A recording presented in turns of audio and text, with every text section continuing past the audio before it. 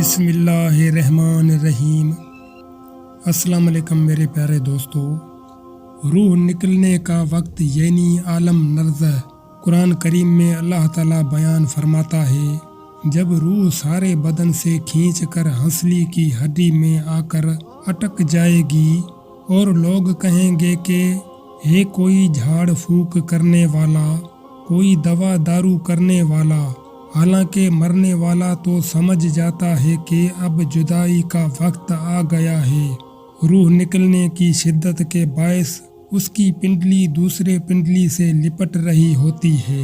یہی تو اپنے رب سے ملاقات کا وقت ہے۔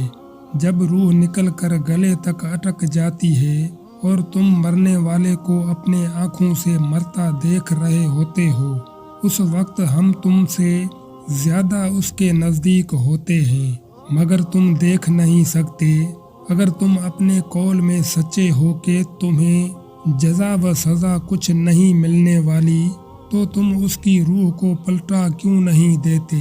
کاش تم دیکھ سکو کہ جب ظالم موت کی سختیوں میں مبتلا ہوتے ہیں اور فرشتے عذاب کے لیے اپنے ہاتھ بڑھاتے ہوئے کہتے ہیں کہ لاؤ نکالو اپنی جانیں۔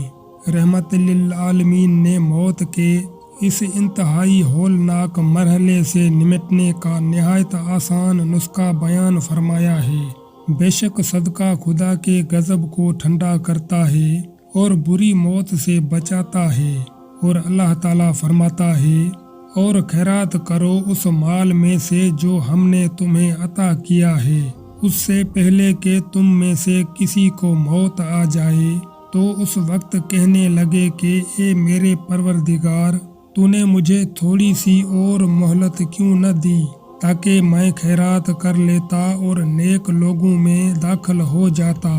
اور جب کسی کی موت آ جاتی ہے تو اللہ اس کو ہرگز مہلت نہیں دیتا، اور جو کچھ تم کرتے ہو اللہ تعالیٰ اس سے خبردار ہے۔